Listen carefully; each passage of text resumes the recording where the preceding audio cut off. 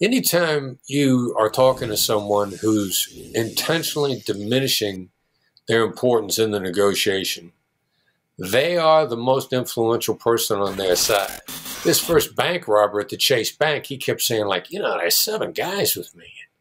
And these guys are dangerous. They're from all over the world. And I'm scared of them. Like, I don't know what they're going to do to me. This is a great tactic of business negotiators blaming a guy that's not in the room. So traveling all over the world sounded cool. Secret Service wasn't hiring, but the FBI was at the time. I didn't know the difference. The federal alphabet, FBI, CIA, DEA, I didn't know any of that. Joined the FBI, ended up in New York City. Terrorist task force. Actually was on a SWAT team with the FBI when I was at Pittsburgh and re-injured my knee. And we had hostage negotiators. What do they do? That doesn't look hard. How hard could it be? Talking to people. And so I shifted to hostage negotiation, and it was great. And it was much more to it than met the eye. And one thing led to another, and I'm sitting here in Las Vegas talking to you on on your podcast. You mentioned a couple things, Chris. You mentioned SWAT, law enforcement, obviously, and television. And when I think about a hostage situation, and I think a lot of our listeners and viewers are probably picturing this too, it's how it's depicted on either television or in the movies. And of course, the stereotype is that the cops or the SWAT or FBI go in and they buy time until the snipers are in position. And then the sniper takes out the bad guy and saves all the hostages in the bank. Now, after reading your book, Never Split the Difference, it's clear that that isn't the actual strategy going into the negotiation. And of course, it's usually not or almost never the way it plays out. I'm curious, so is there a playbook for entering a hostage or kidnapping situation, negotiations, or how does that work going into it? Well, a hostage negotiator is the ultimate cold calling salesman. What's a cold calling salesman? He's calling you on the phone. You don't particularly want to talk to him, and you probably don't want what he's selling. And I got a call into a bank, and they're not looking forward to talking to me, and they don't want what I'm selling. We can't force them into it, though. That's like, do you use lawyers to make all your deals? Well, no, that wouldn't really work. On TV, if the negotiators talk to them till they shoot them. If that happened in real life, as soon as we showed up, they'd start throwing bodies out the front door. The reality of it is you show up and you use your tone of voice to calm people down, and you find out what's bugging them, as strange as that sounds. And if you can talk them through it, there's a really good chance they'll change their behavior and see that maybe what they're doing at the moment was not the smartest move. Yeah. The funniest thing about the difference between hostage negotiation and business negotiations, hostage negotiations tend to be calmer. Now, give that some thought. Interesting. How could a conversation with a terrorist or bank robber be calmer? We didn't know it at the time, but just the fact of using a calming, soothing voice actually has a neuroscience impact on the other person, calms them down, makes it easier for them to listen to reason. How long is a typical hostage negotiation? I imagine that would go on for hours and maybe sometimes days. How does that work? Remember, you don't get in life what's fair, you get what you negotiate. If you want to become a better negotiator, click the link in the description below. Yeah, each one has a profile. When you start learning the business, there's spontaneous, unplanned, has a tendency to run from anywhere from 2 to 6 hours. Bad guy taking hostages for leverage in a place that's not his or her house. If they're by themselves, going to run about 12, no more than 24 hours. We call that a planned hostage taking, but at a known location. And so what happens? They just get tired, and so it never goes on for longer than 24 hours because then they'd have to go to sleep. Or that's exactly it, and that's why the vast majority of them last less than 12 hours. Like if Bad guy taking a hostage by himself in an office building, commercial site, any place away from home. You don't have the ability, the mental energy to keep it up for much past 12 hours. You're not in your house, so you don't know where to get something to eat. You can't take a nap. You don't know where to go to the bathroom. Actually, a lot of real practical considerations. Now, bad guy trapped in his house on a confrontation that he's been planning for a while. And yes, I am using a male personal pronoun. All hostage takers, almost exclusively men. In a defensive location, prepared for. Guy doesn't know when it's going to happen, but figures it's going to happen sometime. It's going to be a little bit more extended duration, even maybe the long siege that could last, depending upon whether or not he's by himself. It could last weeks if he's not by himself. So there are a lot of interesting but really understandable physical dynamics surrounding the event that can let you predict pretty much how long it's going to last. Chris, I mentioned in your intro that you worked on more than 150 hostage cases. Yeah. That's a lot of cases, but I imagine there are some that you remember more vividly than others. Tell us about a case that stands out for you, one that either profoundly impacted you or maybe caused you to think differently about the world because of the circumstances. Well, a lot of them, a whole variety of them impacted me profoundly. One of the first ones, the one that was a real turning point, happened in my career very early on. Chase Manhattan Bank, robbery with hostages. And, you mentioned TV before, hostage situations in banks on TV and in movies happens all the time. In point of fact, in reality, it's extremely rare. The one I worked in New York City, which is one of the busier places, as one might imagine, a bank robbery with hostages hadn't happened there in over 20 years. Bad guys know the good guys are on the way. They tend not to want to get caught inside the bank. And we expected the people in the bank to be in crisis. The lead bank robber, the guy who orchestrated the entire event, he actually was extremely calm, exhibited many of the characteristics of a great business negotiator. What would those be, you might ask yourself? Well, a good business negotiator, especially like the CEO of a company, is going to say, I got a board I got to answer to. I got people I got to answer to. Anytime you are talking to someone who's intentionally diminishing their importance in the negotiation, they are the most influential person on their side. They want to talk to you directly because they want to know firsthand what's going on, but they don't want to be backed into a corner to make a decision. This first bank robber at the Chase Bank, he kept saying, there's 7 guys with me. And these guys are dangerous. They're from all over the world. And I'm scared of them. I don't know what they're going to do to me. We initially took all that at face value. I come to learn afterwards that this is a great tactic of business negotiators blaming a guy that's not in the room. There weren't 7 people in the Chase Bank. He was not afraid of all of them. He was not in fear of his life from them in any way, shape, or form. But he knew if he kept acting like he was scared of those guys in a bank with him, we'd have trouble pinning him down, which in fact was the case.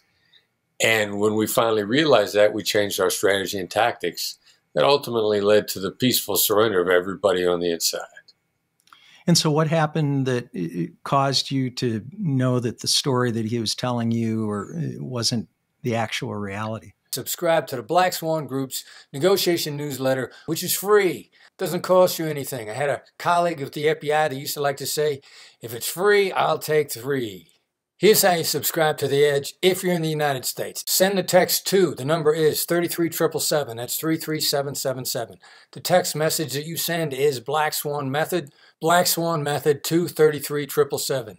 Comes to your email inbox on Tuesday mornings when you're ready to rock and roll and get after the week. Well, we didn't know for sure right away. I was the second negotiator on the phone. I was coaching the first negotiator. The NYPD commander was running the Negotiation Operations Center, a guy named Hugh McGowan, brilliantly talented guy. And he'd sat and he'd listened to this for about 5 hours. And finally he looked at me and he said, we're going to switch. We're going to put you on the phone. He gave me several pieces of guidance that were very counterintuitive, outside of the normal strategies. But he'd listened to it long enough that his gut instinct was telling him there was something different here. By that point in time also, the first guy who wouldn't give us his name, we'd identified him. And he said, you know what, I want you to brace him with his name. First chance you get. The other thing I want you to do is you make sure you end every call. Because this guy kept saying to us, you know, I got to go right now. These guys are coming. And he'd hang up. Or he'd say, look, these guys are standing right here. I'm going to put you on speaker. And he wouldn't talk to us anymore. And Hugh said, you know, you start controlling the end of these calls. We're going to get the upper hand back here. So in an assertive but not aggressive manner, you know, not argumentative, I implemented what he told me to do. Lo and behold, the bank robber, not to be outfoxed, puts his buddy on the phone. We switched, so he switched. Now, his buddy didn't want to be in the bank. And his buddy was looking for a way out. And when he put his buddy on the phone, you know, my late night FM DJ voice, calming, soothing voice, we figured out collectively within about an hour that this guy really wanted to get out of there and he was worried about getting out of there alive. And about an hour and a half into the negotiation, he was surrendering to me outside the bank. It's interesting. You've talked about calm and being calm and how calm hostage negotiation is compared to business negotiation. And as you're explaining this situation in the bank, my palms are sweating, and it's really anything but calm, even just listening to it. I can't imagine the anxiety and the adrenaline rush I would think that occurs in the midst of an intense negotiation. Maybe it's just for from the standpoint of the bad guys, the people you're negotiating with. But although it should be less intense, I'm thinking about people negotiating in everyday life, and it's the same way. It isn't, Chris. People don't typically attribute negotiation to a calm experience or the late night DJ voice. They don't want to get into it at all. I mean, it's kind of like public speaking, right? It's one of those big fears, whether it's negotiating for a high salary in their job or especially dickering with somebody, like negotiating, say, the price of a car. It seems like a lot of people would rather have a root canal than enter into those kinds of negotiations. Now, I understand the importance of negotiating in a hostage situation. Obviously, somebody's life is on the line oftentimes, and so that's extremely important. But why is it important for everyone to get over their aversion of negotiating so that we can become more effective negotiators?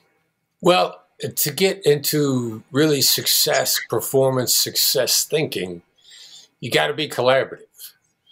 Now, what am I talking about? Most people start their career, start to achieve some success by being competitive or even cutthroat in negotiation. And as soon as you get competitive, if you didn't have any structure to what you were doing, if you didn't have a methodology, if you didn't learn anything, you probably weren't doing very well. And you get competitive, you get cutthroat, you start thinking win-lose. You score a couple of pretty good negotiations. And it's addictive. You like that. It's like pulling a slot machine arm and having the thing hit the jackpot and have the slots ring and go off and give you, quarters, dimes, whatever you're playing. It's an exciting experience. And the excitement of those occasional wins causes people to lose track of the fact that the casinos, and I live in Las Vegas, but I've always thought of Las Vegas and gambling as a great metaphor for life. The casinos let you win. They got to let you win 1 in every 84 pulls to keep you going.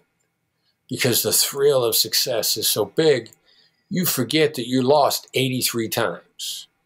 So competitive negotiation goes from maybe a 0 win rate to maybe a 10% win rate.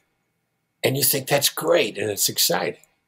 The problem is getting to collaborative negotiations is counter to that in spirit and ultimately far more profitable. You start making deals with people. You start making deals that both sides love, therefore both sides want to deal with each other again. You get a velocity of deals. And so then not only is the deal probably better for you because you discovered something special you didn't know, but the other side wants to be a repeat negotiation customer. They want to do it with you again, and that's how you build relationships with people you can trust over the long run. So what's a successful negotiation then? One where both parties, let's say just an example, there are two parties, one where both parties walk away feeling like they're the ones who have won, or? Well, how they feel walking away is very important. Now, they don't necessarily feel like they've won. They need to feel like, number one, they got hurt. Everybody is much happier with whatever the outcome is if they feel they were heard and they were involved in a process. A lot of people will actually take your deal exactly as proposed as long as they get to have their say first and they're sure that you heard them. So they need to feel like they got heard out. And then they need to feel like they were treated fairly. And then the real bonus is, did you discover something in the deal that you didn't know would be there in the first place, which might have made the deal better for you? One of our clients provides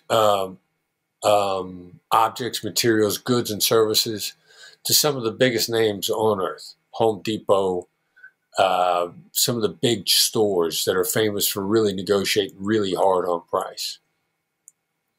This guy, in supplying them, started to talk to them about things other than price that made his products more valuable to them, and actually got substantial increases in his pricing when he learned how to deliver it in a way that worked for them better and actually worked for him at the same time. So both sides feel better off, and my client is making a lot more money, and the people that he supplies are much happier with him, because he delivers it in a way that's really tailored for them.